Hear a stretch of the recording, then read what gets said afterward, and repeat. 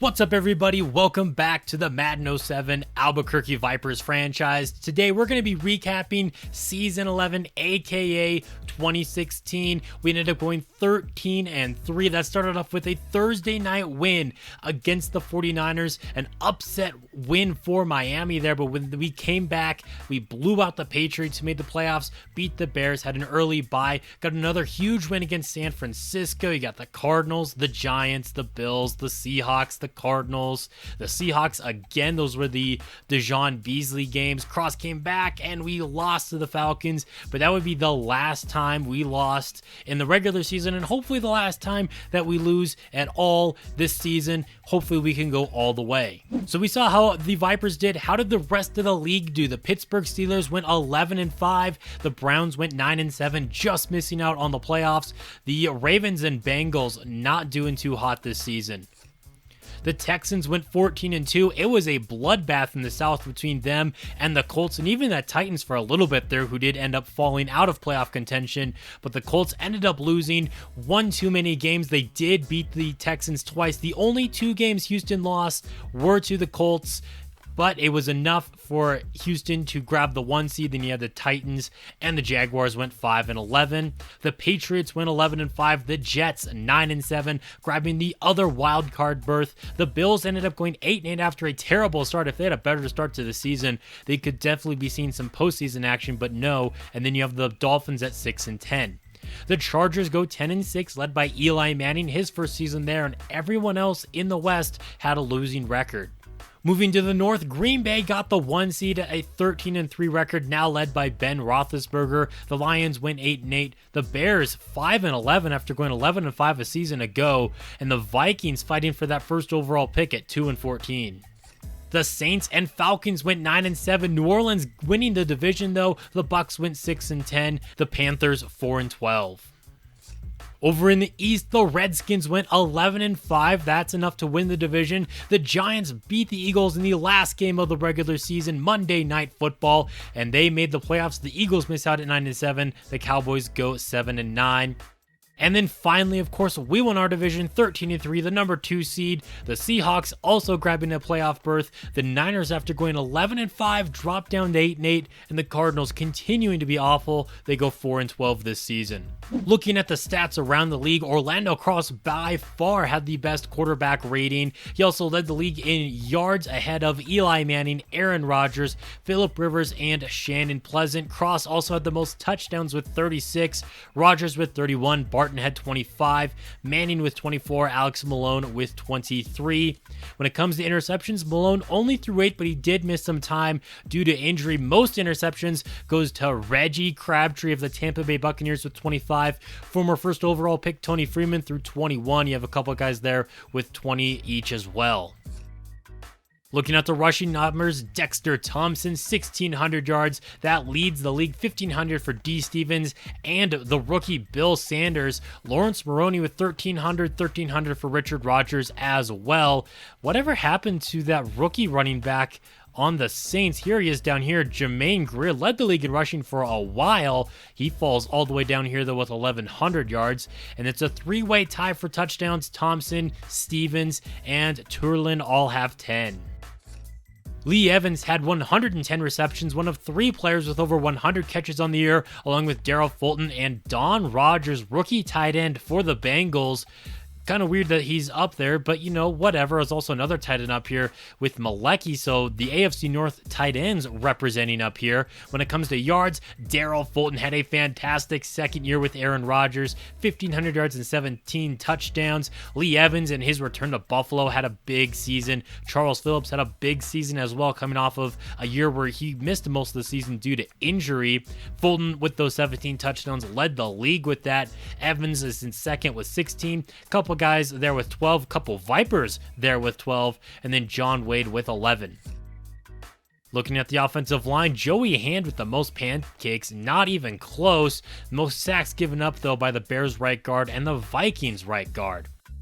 The Vikings middle linebacker Carlos Dansby led the league in tackles ahead of James and Alex Mormack. When it comes to TFLs, Vipers represent. It's Quamey Holt, Jesse Baker, and Javon Anthony. Bernard Bailey finishes in 5th. Most sacks goes to Osi Amarada. I'm definitely butchering his name, of the Buffalo Bills. 18 sacks for him. Rob Tyson, the second year defensive end there for the Cowboys, with 18 sacks. Fannin with a franchise record 17 sacks there. Charles Grant with 16. John Carter, the rookie for Seattle, with 14. Marvin Lake, right outside linebacker for the Texans, had 6 interceptions, as did BB Orlando and AJ Hawk. They all balled out this season. And when it comes to kicking, Brian Koch, the only kicker who started a bunch of games, it looks like, this season, who didn't miss a single field goal attempt. Looking at our team-specific stats, we already saw a lot of Orlando cross, 3,700 yards, 36 touchdowns to 15 interceptions, a 61% completion percentage, sacked only 29 times, and he led a couple of fourth-quarter comebacks as well. Dejon Beasley, I mean, he caused a little bit of a, almost like a quarterback controversy for those 3 games that he started, because he had 2 5-touchdown performances, and I wouldn't be surprised if there's some interest around the league with him this season. Where is he at with his contract right now? It's up at the end of this season, so it'll be interesting to see what happens to him in the offseason. And then Dunta Koch, there's a reason he's quarterback number 3 on our roster. Running the ball, Jake Gordon underperformed. He had more carries this season than he did last year, less touchdowns, and more fumbles. So not the production we wanted to see out of him. His receiving numbers were also down from a season ago. Orlando crossed with 5 rushing touchdowns, and that was pretty much it for running the football. Greg Riddle had a $187, no touchdowns for him, 67 for Beasley, Malecki with 38. The running game has been pretty inefficient. Dunta Koch did have himself a rushing touchdown as well, but that was about it. Only 10 touchdowns on the ground. 71 catches for Larry Fitzgerald, another 1,000-yard season for him, and 12 touchdowns. 47 catches for Vaughn Lewis, over 500 yards, 7 touchdowns for the tight end. Jamarcus Ward went off this season with 1,000 yards and 11 touchdowns. He did have 12 drops though, so not ideal there. He could definitely be close to 60 catches if he had a solid pair of hands. Charles Phillips had 1,400 yards on just 44 receptions, which is absolutely insane. He also had 12 touchdowns. Jake Gordon was solid in the receiving game, but again, kind of underperformed this season. Trey Francis with a couple of touchdowns. The rookie Jimmy Andrews on just 9 receptions. He had 134 yards and a touchdown. Would definitely like to get him more involved in the future. Ron White had a couple of receiving touchdowns as well. When it comes to the offensive line, I mean, one of the best seasons by the Vipers offensive line. I mean, we had almost everybody make the Pro Bowl, which is pretty wild when you think about it. Quamey Holt led the team in tackles. That's what you like to see a lot of the times. Feels like we have a member of the secondary that leads us in tackles. So the fact that it's a linebacker is a really good sign. And number 2 is also a linebacker in Javon Anthony. John Kelly is in 3rd there. TFLs, we already saw we were dominant getting into the backfield. Baron Cleveland had 5, Fannin with 4. I mean, pretty much every defender had their chance to get into the backfield and make some kind of a stop. When it comes to sacks, Daryl Fannin in a contract season had 17 sacks. Before, the record was 13 set by him and a few other players with 13 sacks, but now blowing that out of the water, Jesse Baker with just 6 sacks this season. 5 for Cleveland, 4 for the free agent acquisition, Willie Delgado, 3 for Anthony, 2 for Bailey and Holt, 1 for Babineau and for Hutchinson. Unfortunately, Tom Lang unable to get to the quarterback this season. Quamey Holt not only led us in tackles, but also interceptions with John Kelly. They had 3 each. Glenn Quinn, Justin Williams, Daryl Fannin, Gordon, Babineau, Sanders, Mack, and Dorsey all had 1 interception each. Let's look at catches allowed here. 30 by Justin Williams. That's twice as much as second place there with Lamar James.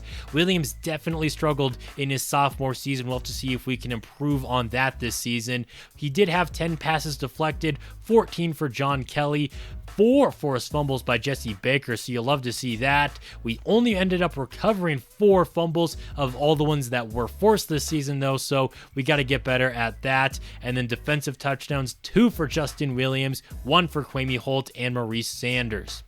Brian Koch was perfect when it came to kicking, 24 of 24 when it comes to field goals, 60 of 64 touchdowns. Chris Hansen was a good punter for us this season. When it comes to kick return, Malecki didn't really do a whole lot. I mean, over 1,000 yards is nice, but no big returns really outside of the one he did have for 73 yards. But for the most part, kind of inconsistent in that regard. Same goes when it comes to punt return. Now looking at the big awards, and it goes to Orlando Cross. Back-to-back MVP, 4-time MVP. His career is really starting to mirror Aaron Rodgers, I would say. He's been one of the best quarterbacks in the league for years. He's got the MVPs, but up until this point, just one ring. Hopefully that will change this postseason, though. Speaking of Aaron Rodgers, he finishes second once again in MVP voting. He just can't seem to be able to win the award. His number one receiver, Darrell Fulton, finished in third in voting. AJ Hawk, his former teammate, finishes in fourth, and then Eli Manning, his first year as a Charger, he finishes fifth in voting. Offensive Player of the Year also goes to Orlando Cross, ahead of Darrell Fulton, Dexter Thompson, Aaron Rodgers, and Lee Evans. Defensive Player of the Year goes to AJ Hawk. Of course, if you're going to be nominated for MVP as a defensive player, you're definitely going to win Defensive Player of the Year, ahead of Carlos Dansby, Shyrone Wiggins. You got Brady James there, and Marvin Lake. Offensive Rookie of the Year goes to Bill Sanders, who beat out Greer down the stretch, but he definitely deserves it. He had more yards, more touchdowns, or actually slightly less touchdowns, almost 100 more carries, though. That is insane. He's been a workhorse for Buffalo. Kirk Carter, wide receiver for the Bears, finished in third. Another wide receiver here for the Jets, Rashad Leon, in fourth. And then Tyrone Small, quarterback for the Raiders, finished in fifth. Defensive Rookie of the Year, the Seahawks representing on here. They had 3 guys in the top 5, and the guy who had 14 sacks did not win it. Hakeem Warwick, a strong safety, had 5 interceptions, including a pick 6. They got a right outside linebacker here. I mean, the future of Seattle's defense is looking really strong right now. BB Orlando and Isaac Gregg also nominated for the award. Best quarterback, obviously, it goes to Orlando Cross. Aaron Rodgers behind him. You also have Eli Manning, Alex Malone, and Phillip Rivers. Best running back goes to Dexter Thompson. Best wide receiver goes to Darrell Fulton. Behind him is Lee Evans. And then the top 3 receivers for the Vipers. That just goes to show how dominant our offense has been this season.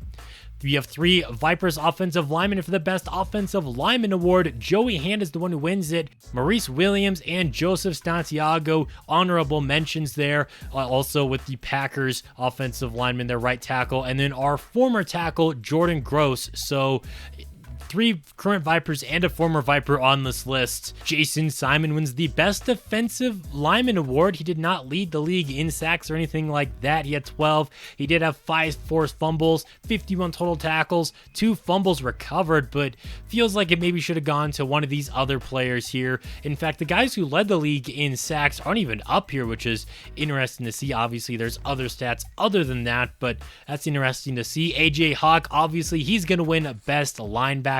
Best DB goes to Troy Polamalu of the Cleveland Browns. Nick Collins on the Giants there, he finishes in 4th. The rookie BB Orlando finishes in 5th there, so impressive to see a rookie finish on that list. And then Brian Koch, he wins Best Kicker, well deserved there. Best Coach goes to Gary Kubiak, all these years later, still coaching the Houston Texans, and he might be able to take them to their 2nd Super Bowl victory this season. We'll have to wait and see. Our coach, Brian Billick, finishes in 4th. Looking at Vipers who made the Pro Bowl, of course, your MVP, Orlando Cross, he's going to be making it. Then our wide receivers, Charles Phillips and Larry Fitzgerald, are going to be making it. It looks like Jamarcus Ward did not make the cut, though. Neither did Lewis. Joey Hand, he is going to be the left tackle. Maurice Williams, the right tackle. Checks out. If we have some of the best offensive linemen in the league, they should all be making the Pro Bowl. Santiago does as well. Derek Flanagan, the rookie first-round pick, also made the Pro Bowl, as does our center, Chris Diamond. So our entire offensive line headed to Hawaii, which is pretty insane. I mean, I guess our offensive line is really good. Daryl Fannin, he makes it, of course, as the defensive tackle with 17 sacks this season. And even though Koch won the best kicker award, he doesn't get voted to the Pro Bowl. Instead, Jeff Reed of the Packers gets it.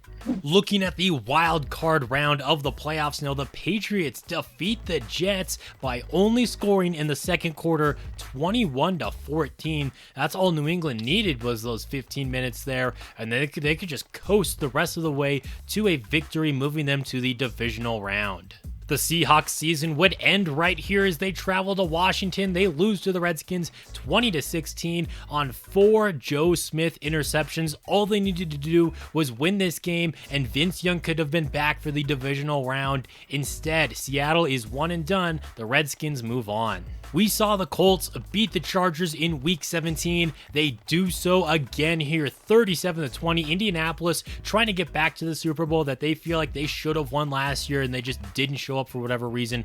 3 touchdowns there for Aaron Rodgers, 110 rushing yards for Reggie Bush. He also got involved a little bit in the receiving game. It wasn't a lot, but he did score a receiving touchdown. Indianapolis moves on. And the Saints are able to hold off the Giants 26-14. Matt Leinart getting a win here against all 3 quarterbacks who played for Big Blue today. 320 yards, 2 touchdowns for Leinart. Both teams did an okay job at running the football today. The Saints victorious. Oh wow, Josh Swain, almost 200 yards and a touchdown for him. So looking at the divisional round, you have the Patriots at the Texans. Alex Malone facing the team that drafted him, the Saints at the Packers, the Colts at the Steelers, and the Redskins at the Vipers. We finally get to see Shannon Pleasant versus Orlando Cross in the postseason in a game that has become a pretty good rivalry throughout the years. Stay tuned for next week for the divisional round of the playoffs.